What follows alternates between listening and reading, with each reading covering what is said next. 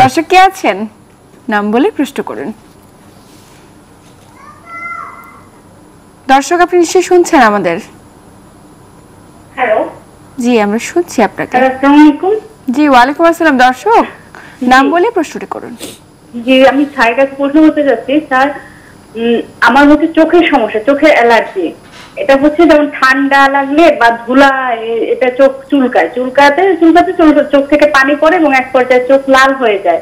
তো আমি লোরাটেন ফাস্ট খাচ্ছি, কিন্তু এটা কি বেশি মানে অনেকদিন খেলে কোনো সমস্যা আছে কিনা, বা এটার জন্য আমি ডক্টরের পরামর্শ নিয়ে লোরাটেন ফাস্ট খাচ্ছি, কিন্তু এটার জন্য কি চশমা নেওয়া বা অন্য কোনো চিকিৎসা আছে কিনা, বা আমি কি অন্য কোনো আবার ডক্টর দেখাবো কিনা, এটা একটু জানতে চাচ্ছি। বা অনেকদিন এই ওষুধটা খাওয়ার ফলে অন্য কোনো খারাপ কোনো প্রতিক্রিয়া হবে কিনা।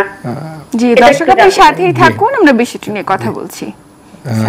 জিনিসটা হচ্ছে কি, যে কোনো ওষুধ বেশি দিন খাওয়া ঠিক নয়, এটা হলো প্রথম কথা। দ্বিতীয় কথা হচ্ছে চোখে অ্যালার্জি হতেই পারে। চোখ তো শরীরের অংশ, তো শরীরে যদি অ্যালার্জি হয় সেটা চোখে এটা রিফ্লেক্ট আসতেই পারে। সুতরাং আপনার চোখের অ্যালার্জির জন্য আপনি শুধু চোখের ড্রপ দিচ্ছেন এটা না, আপনাকে যেটা মূল সেটা হলো যে আপনাকে আগে দেখতে হবে আপনার শরীরে এই অ্যালার্জির কোনো অসুবিধা আছে কিনা। একজন অনেকে চর্মরোগ থাকে, এক্সিমা, অনেকের সোরিয়াসিস থাকে, এগুলো কিন্তু অ্যালার্জি।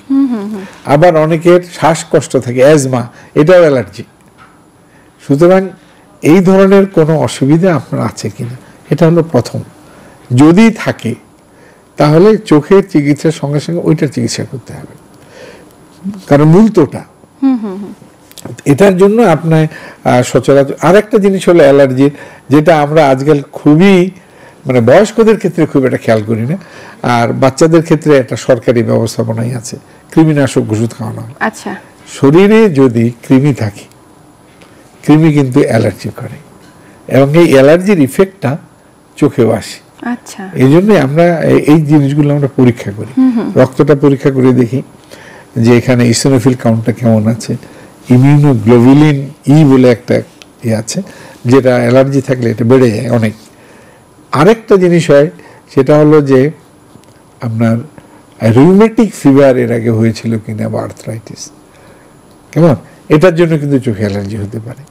সুতরাং এই জিনিসগুলো কিন্তু আপনি ডাক্তারের কাছে গেলে এই জিনিসগুলো কিন্তু আপনি বলবেন যে হ্যাঁ আমার একটু শরীরে চামড়া একটু অসুবিধা আছে, আমার একটু সোরিয়াসিস আছে, আমার একটু এক্সিমা আছে, এগুলো কিন্তু আপনাকে বলতে হবে যদি থেকে থাকে।